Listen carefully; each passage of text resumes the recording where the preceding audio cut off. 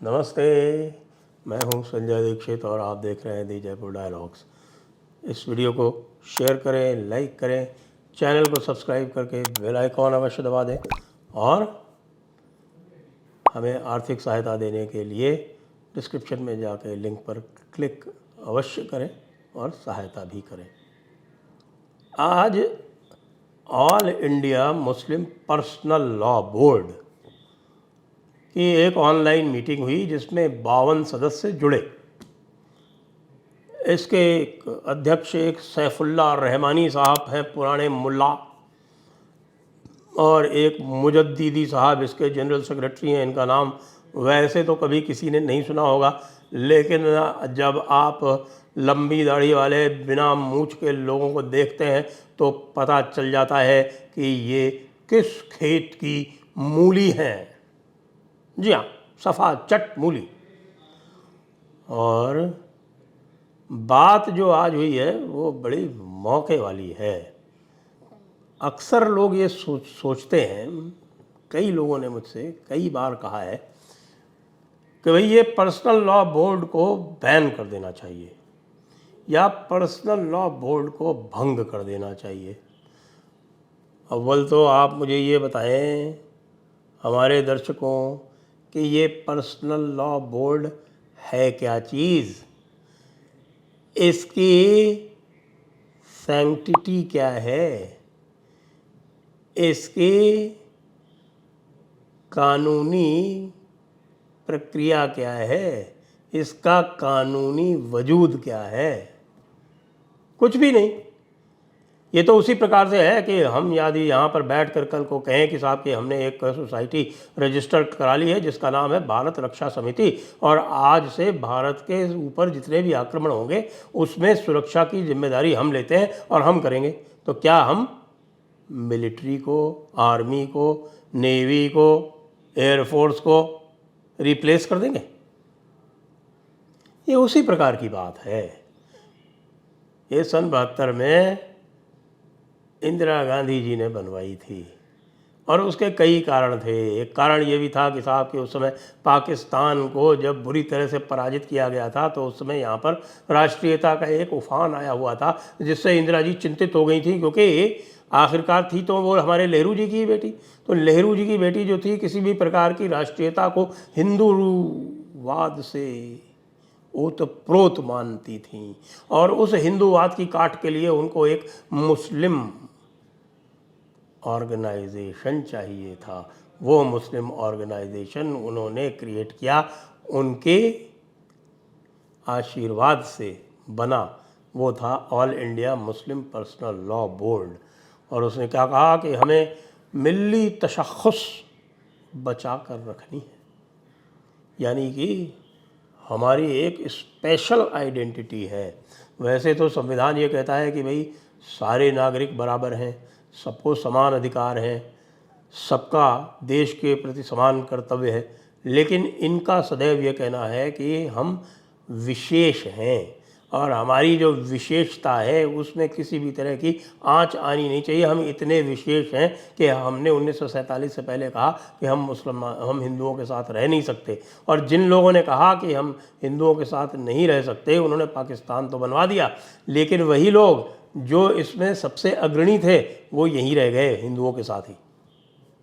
ये वही लोग हैं जो बार बार विशेषता की बात करते हैं। तो आज इन्होंने क्या निर्णय लिया वो भी काबिले तारीफ है। बिल्कुल साहब, all India Muslim personal law board ने दो बातें कही हैं। ये कहा है कि साहब कि नहीं, हम यूसीसी का स्वागत करते हैं बशर्ते, जी हाँ उसमें शर्त है और बड़ी शर्त है, बशर्ते उसमें से माइनॉरिटीज़ को अलग कर दिया जाए। मैं इसका स्वागत करता हूँ वैसे, लेकिन माइनॉरिटी की डेफिनेशन भी साथ में देनी पड़ेगी और माइनॉरिटी वो बताई जाएगी जो अंतर्राष्ट्रीय मानकों के अनुसार है, यानी कि जो 5% से कम है वही माइनॉरिटी है। तैयार हो मुस्लिम पर्सनल लॉ बोर्ड वालों? इसलिए मैं अपनी जो सुझाव भेजूंगा उसमें यह भी लिख दूंगा कि भाई इनकी जो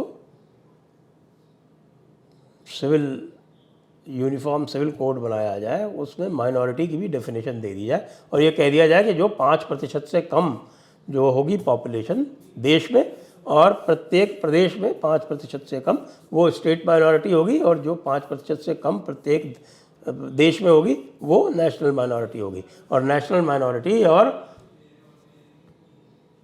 स्टेट माइनॉरिटीज एग्जेम्प्ट होगी। करेक्ट? ठीक है ना साहब? बिल्कुल सही, आपको समझ में आ गया ना? वैसे बात तो यही है कि भैया मेजॉरिटी तो पहले ही यूनिफॉर्म सिविल कोड के अंतर्गत है। जो हिंदू लॉ है वो तो यूनिवर्सल है, उसमें हिंदू, सिख, जैन, बौद्ध सब कवर्ड है। बचा कौन? क्रिश्चियंस बचे। क्रिश्चियंस भी लगभग, उनको मैंने कोई विशेष उनके यहाँ से आपत्ति नहीं सुनी। जो जनरल क्रिश्चियन पॉपुलेशन है वे वैसे भी, जहाँ तक महिलाओं के अधिकार का प्रश्न है, क्योंकि जो यूसीसी का जो मुख्य ध्येय है वो है महिलाओं को समान अधिकार देना। महिलाओं को समान अधिकार देने का मतलब ये है कि महिलाओं को पुरुष के समान ही तलाक का अधिकार होना, महिलाओं को तलाक केवल कोर्ट के माध्यम से दिया जाना, महिलाओं को बहुविवाह प्रथा से मुक्ति मिलना, महिलाओं को हलाला जैसी कुप्रथा से मुक्ति मिलना, उनको 3 तलाक इत्यादि से मुक्ति मिलना केवल कोर्ट के माध्यम से होना, जैसा मैं कह चुका हूँ। महिलाओं को अपने अवयस्क बच्चों की गार्जियनशिप मिलना, महिलाओं को गोद लेने का अधिकार मिलना, महिलाओं को संपत्ति में बराबर का अधिकार मिलना, ये हैं उद्देश्य। तो यदि यूसीसी की बात कही जा रही है तो यूसीसी का अर्थ विशेष रूप में यह है कि यह एक महिलाओं के लिए न्याय का एक माध्यम है। और ये सारे के सारे जो पुराने खलीफा हैं वही पुराने चावल, जिनकी वैसे तो कोई बात सुनता नहीं है, लेकिन इनको टर बहुत करते हैं, मीडिया इनको बहुत भाव देती है और इसलिए इनका वो कुछ रहता है। आजकल तो इनको विशेष भाव दिया नहीं जाता। सुप्रीम कोर्ट ने बार बार इनके लात भी मारी है, तो सुप्रीम कोर्ट जो वैसे बड़ा संवेदनशील रहता है वो कम से कम मुस्लिम पर्सनल लॉ बोर्ड को तो ऑनर नहीं करता। कहते हैं साहब हम कोर्ट जाएंगे। अरे बेवकूफ़ो, कोर्ट ने ही तो कहा है यूसीसी लागू करो, जेंडर जस्टिस लाओ, ये तलाक वाले और ये जो शोषण वाले जो सारे के सारे कानून बना रखे हैं वो करो, गुजारा भत्ता देने का प्रावधान करो। मुस्लिम महिला को गुजारा भत्ता भी नहीं मिलता भाई, ये इद्दत फिद्दत बंद करो, गुजारा भत्ता दो जैसे कि हिंदू महिलाओं को मिलता है। तो यह महिला सशक्तिकरण का, महिला न्याय का, महिलाओं के प्रति न्याय का एक कार्यक्रम है जिसको ये मुस्लिम पर्सनल लॉ बोर्ड वाले उसका विरोध कर रहे हैं। और तो और हमारे यहूदियों के दामाद अमर्त्य सेन, नाम सुना होगा आपने, वो अपने कनेक्शन से नोबेल प्राइज़ भी पा चुके हैं। क्योंकि नोबेल प्राइज़ तो यार आप देखिए रॉथस्चाइल्ड जैसों की आपके क्या चलेगी नहीं क्या सिफारिश? नोबेल प्राइज़ मिलता ही सिफारिश से। तो अमर्त्य सेन कह रहे हैं कि साहब कि जैसे चलता है वैसे चलने दिया जाना चाहिए, यहाँ पर यूसीसी की आवश्यकता नहीं है, महिलाओं के प्रति अन्याय हो रहा है तो होते रहने दिए जाना चाहिए। ये हमारे प्रगतिशील विचारक हैं, नोबेल प्राइज़ विजेता। और तो और भाई लोग एक बात और कह रहे हैं शगुफा, हम शरिया कोर्ट चलाएंगे। अरे तुम होते कौन हो? मुस्लिम पर्सनल लॉ बोर्ड वाले हजरत ओवैसी के अधोगुच्छ में पड़े हुए, तो कौन हो भाई? तुमको किसने अधिकार दे दिया कि तुम्हारे पास जुडिशल अधिकार हो जाएंगे? और वैसे कम्युनिटी पंचायतें तो कहीं भी लगती हैं, 2 लोग जाके तीसरे के पास जाके आर्बिट्रेशन करा लें, एक कह दें कि साहब कि हम आपके पास आते हैं, आप जो फैसला कर देंगे हमें मंजूर है। वो कोर्ट नहीं होता। वो कोर्ट का मतलब होता है कि जिसका निर्णय पालन करने को सभी बाध्य हों।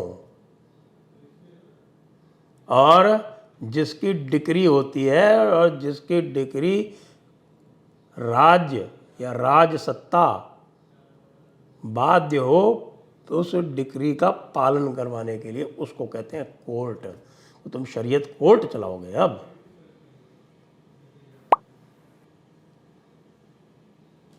कोई शरीयत वरीयत कोर्ट नहीं चलेगा मियाँ भाइयों। अभी तो और जो छोटे मोटे एक्ट हैं ना जिसमें आपको विशेषाधिकार मिले हैं वो भी यूनिफॉर्म सिविल कोड की जद में लाए जाएंगे। जैसे कि वक्फ एक्ट, आपको बहुत तगड़ा उसमें एडवांटेज मिला हुआ है, सबके ऊपर राज करने का, सबकी संपत्तियों पर कब्जा करने का।